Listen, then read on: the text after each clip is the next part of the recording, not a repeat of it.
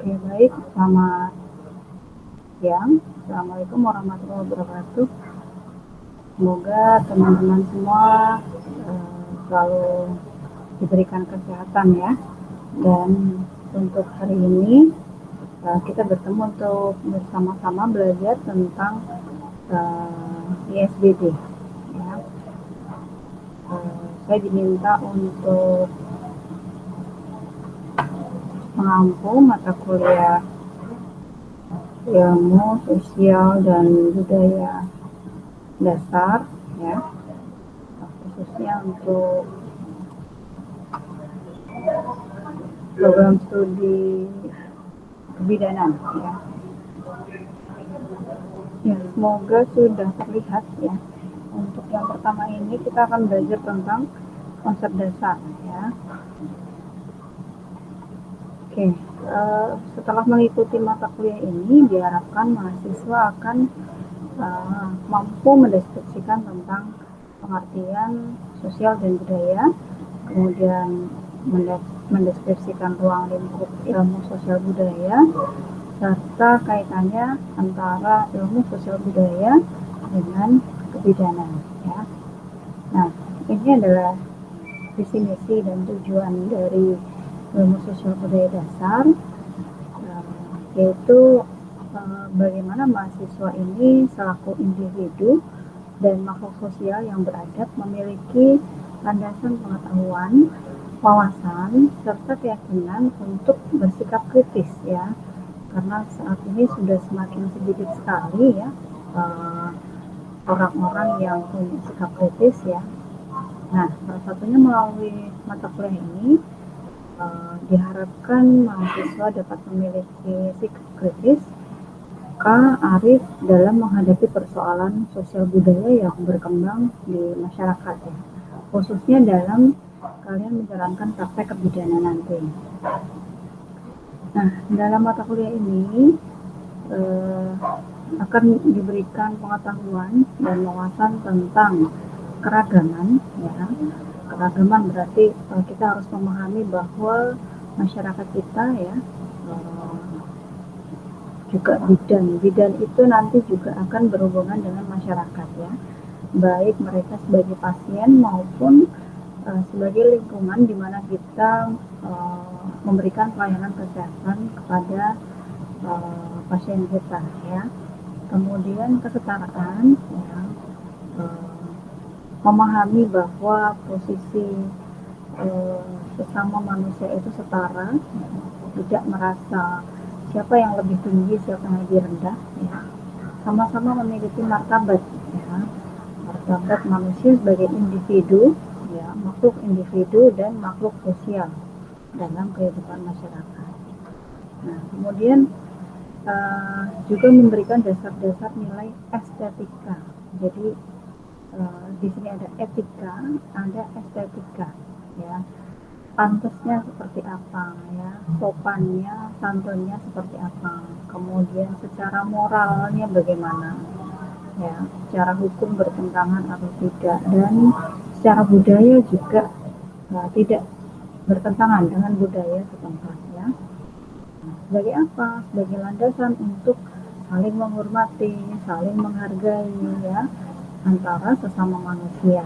Nah, kaitannya adalah bidan dengan pasien ya, atau tenaga kesehatan dengan masyarakat yang mengakses layanan kesehatan, sehingga akan terwujud masyarakat yang tertib ya. Kalau masyarakatnya tertib, pasti sebagai pelayanan kesehatan juga akan nyaman ya memberikan pelayanan kesehatan. Masyarakatnya teratur ya, sejahtera, saling menghargai, saling menghormati ya. Itu semua adalah tujuan di mana kita inginkan ya, tujuan yang diinginkan dalam kehidupan bermasyarakat. Nah, kemudian yang ketiga memberikan dasar-dasar untuk memahami masalah sosial dan budaya ya. Jadi masalahnya bukan hanya masalah kesehatan ya. Nah, kalau di ISBD ini kita tekankan pada masalah sosial dan budaya ya. Tentu juga tidak jauh-jauh dari persoalan bidang ini ya, kebidanan ya. serta mampu bersikap kritis, analitis, dan responsif, ya, peka gitu ya. Jadi segera gitu ketika ada satu kejadian apa yang harus segera kita lakukan gitu ya. Untuk apa? Untuk memecahkan masalah ya. Masalah yang terjadi ya secara arif ya, secara adil, secara bijaksana. Ya, bagaimana bahwa seorang bidan itu juga perlu bersikap arif ya. Gitu. Nah, kita mulai dari pengertian ya. Antropologi kesehatan adalah cabang dari ilmu-ilmu mengenai manusia yang mempelajari aspek biologi, kebudayaan ya. Jadi intinya ya, kalau di sini teman-teman lihat ada 3 definisi ya. Bisa dibaca sendiri. Nah, tapi intinya apa? Bahwa antropologi itu ilmu tentang budaya ya. Kok di sini ilmu tentang fenomena, ilmu tentang manusia ya. Karena manusia kalau berkumpul itu akan menghasilkan karya, baik itu berupa pemikiran, baik itu berupa produk ya, baik itu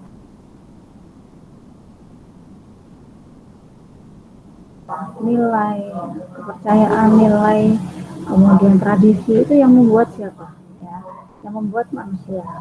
Jadi itu adalah unsur-unsur budaya ya, di mana merupakan suatu karya, hasil karya ya, dari manusia yang mereka berkumpul ya, mereka berinteraksi satu sama lain sehingga mereka menyepakati beberapa unsur-unsur kebudayaan itu ya.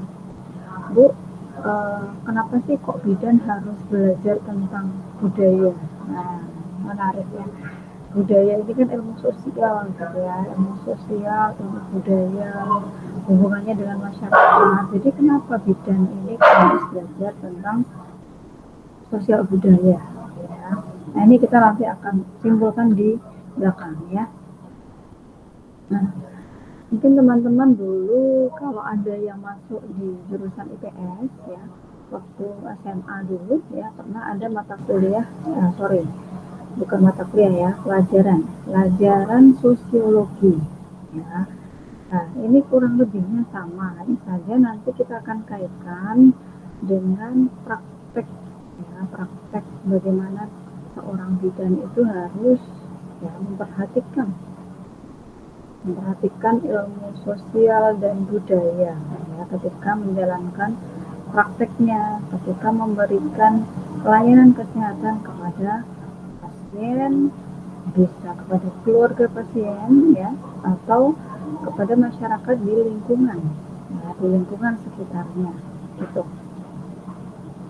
Nah, kalau ilmu sosial ya, ini tujuannya untuk mengkaji keteraturan yang terdapat dalam hubungan antar manusia ya, karena yang dihadapi bidan itu manusia ya, jadi manusia dengan manusia. Nah, berarti kita harus belajar ilmu sosial gitu. Ilmu yang mengambil masyarakat atau kehidupan bersama sebagai objek yang dipelajarinya ya. So, kita manusia, kenapa kok harus mempelajari manusia ya? Kadang bahkan kita sebagai manusia itu nggak tahu ya kita itu manusia seperti apa gitu ya, apalagi ketika kita berhadapan dengan manusia lain ya, sebagai pasien ya, sebagai keluarga pasien dan seterusnya, kita juga mengalami kesulitan untuk mempelajari ini manusia macam apa gitu ya, karena karakteristik manusia itu sangat bervariasi sekali ya, sangat bermacam-macam. Nah, ini juga ada beberapa ya, banyak sekali ya definisi sosiologi ya. Teman-teman nanti bisa baca sendiri ya. Nah, ini pengertian kebudayaan yang lain ya. Oke, ini tujuannya ya. Tujuan kenapa perlu mempelajari ilmu sosial budaya ya. Yang pertama, mengusahakan kepekaan mahasiswa terhadap lingkungan budaya ya. Memberikan kesempatan kepada mahasiswa untuk memperluas pandangan tentang masalah manusiaan dan budaya, serta mengembangkan daya kritis mereka terhadap persoalan-persoalan yang menyangkut kedua hal tersebut. Yang ketiga, mengusahakan agar mahasiswa sebagai calon pemimpin bangsa ya, dan negara serta ahli dalam bidang disiplin masing-masing tidak jatuh ke dalam sifat-sifat kedaerahan, ya, tidak mementingkan pasien yang berasal dari daerah yang sama, ya, tidak juga pengkotakan disiplin yang ketat, ya. Jadi harus strict, ya, tidak fleksibel, tidak luas, ya. Ini juga bisa mungkin kita hindari, ya. Mengusahakan wahana komunikasi para akademisi agar mereka mampu berdialog satu sama lain dengan memiliki satu bekal yang sama, ya. Para akademisi diharapkan dapat lebih lancar dalam berkomunikasi. Orang pintar biasanya susah berkomunikasi, ya. Atau sebaliknya, orang pintar komunikasi tetapi secara akademik kurang gitu ya. Jadi ini kebanyakan, meskipun belum tentu juga ya, belum tentu pasti. Kalau pintar ngomong biasanya kosong. Itu mungkin ada juga ya, ada juga yang tidak seperti itu.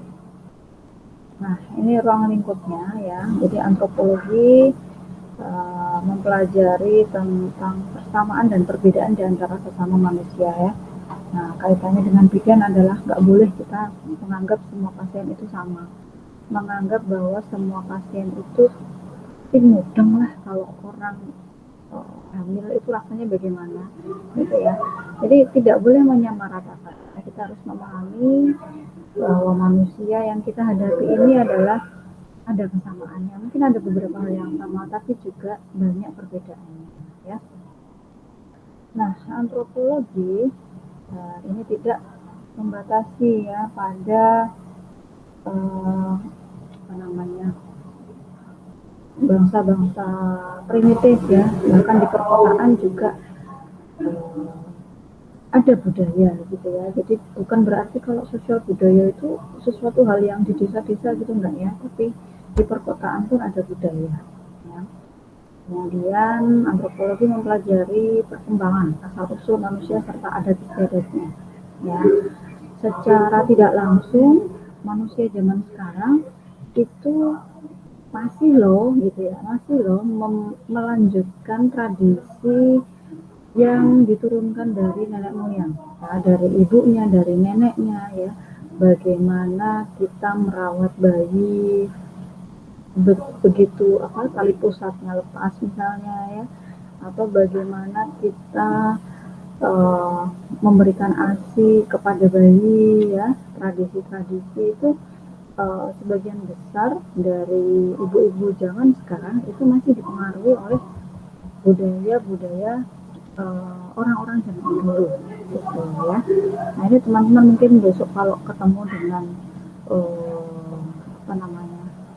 keluarga yang salah satu anggota keluarganya ya, ibunya itu barusan melahirkan, itu nanti akan ketemu dengan berbagai macam unsur budaya ya, yang kadang ada juga yang secara ilmu kebidanan oke lah, nggak apa-apa dilakukan ya, tapi ada juga yang aduh sebaiknya jangan dilakukan karena itu berbahaya bagi kesehatan ya. Jadi nanti akan macam-macam ya ketemunya.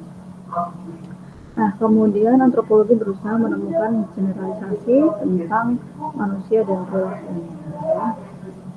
Itu ruang lingkup antropologi. Nah, kalau ISBD apa? Ya kurang lebih sama ya, kurang lebih sama karena antropologi itu juga ada di dalam ISBD ya. Intinya adalah humanitis ya, humanisme, bagaimana kita memperlakukan manusia ya. Pasien itu manusia loh gitu ya. Jadi kadang kalau sudah mempunyai profesi gitu ya, sudah berprofesi bidan misalnya ya, kemudian posisi kita sudah sudah di atas gitu, kadang kita lupa kalau pasien-pasien yang kita hadapi itu manusia yang perlu kita manusiakan ya. Gitu, kita perlakukan secara manusiawi ya. Ini yang teman-teman juga harus pegang ya, jangan sampai nanti begitu kita sudah sukses, kita sudah berhasil, kita sudah jadi orang ya, kita sudah jadi orang itu kemudian tidak memanusiakan orang lain ya, ini sebaiknya tidak terjadi demikian.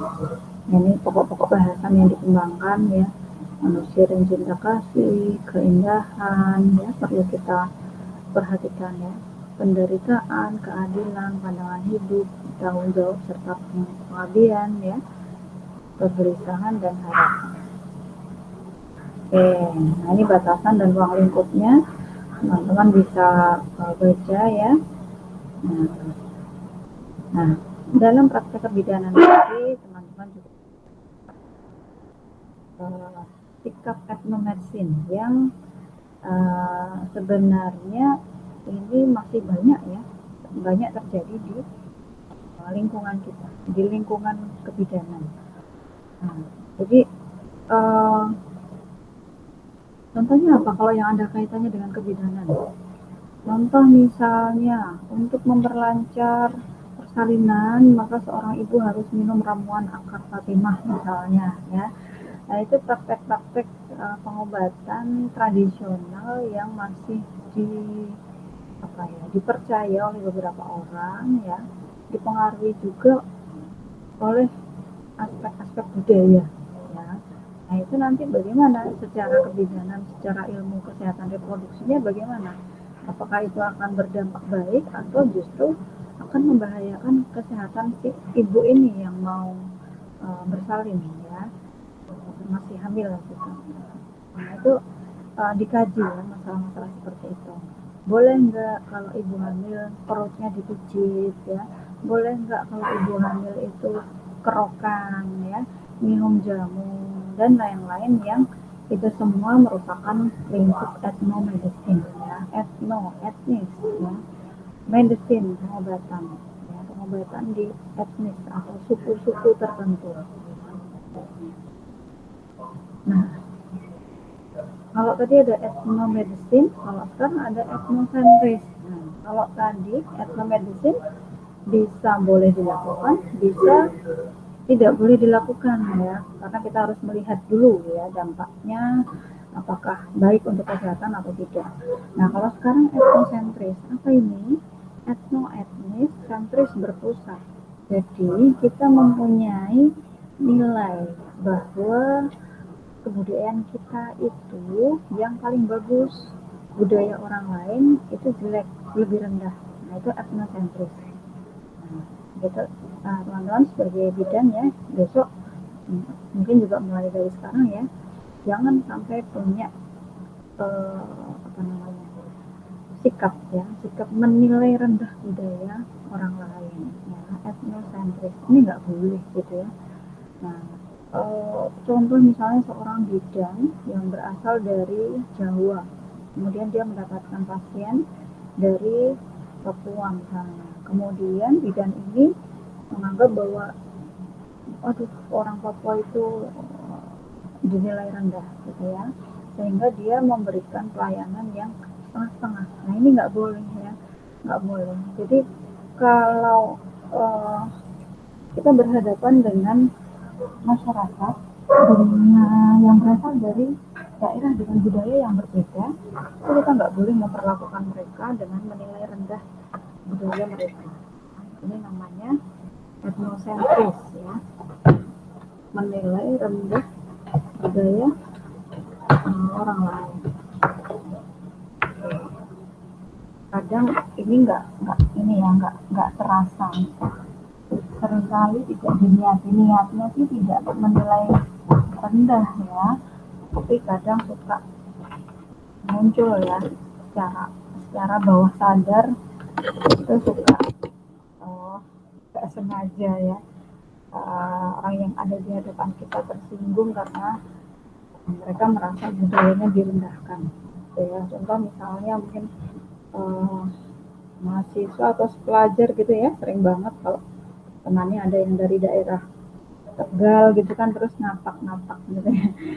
Niatnya sih nggak mengejek ya, cuman kadang sering diterima sebagai ejekan gitu. Nah, ini harus dibiasakan dari sekarang biar besok tidak terbiasa ya mempunyai sikap etnosentris. Ya, jadi nilai lab-nya apa yang kita bisa pelajari bahwa teman-teman di sini adalah calon bidan ya, harus menghindari sikap etnosentris, menilai budaya orang lain adalah budaya yang rendah, nggak boleh memberi penilaian buruk ya. Terus uh, jangan ini apa tidak menyadari kebudayaan lain ya. Kita nggak akan sadar tentang budaya orang lain kecuali kalau kita masuk dalam kehidupan mereka ya. Kalau kita ingin mempelajari budaya orang lain berarti kita harus masuk di masyarakat tersebut gitu.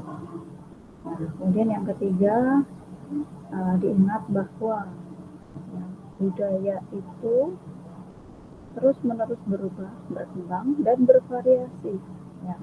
Tiap unsur kebudayaannya itu beda-beda, berkembang dan macam-macam. Ya.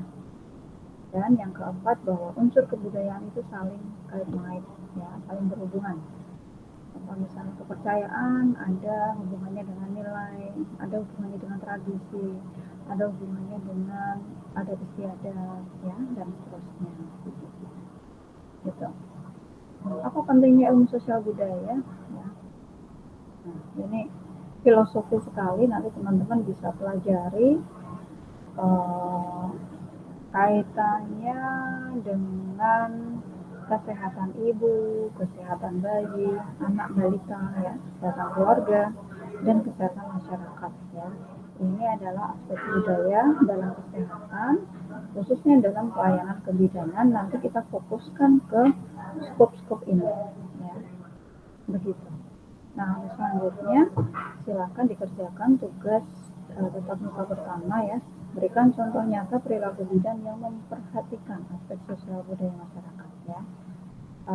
Dikerjakan di Google Classroom boleh atau nanti di uh, LMS ya, yang dipakai oleh Vikas Kebidanan. Baik, terima kasih. Mungkin itu dulu ya materi pertama ini. Sampai jumpa untuk materi selanjutnya. Assalamualaikum warahmatullahi wabarakatuh.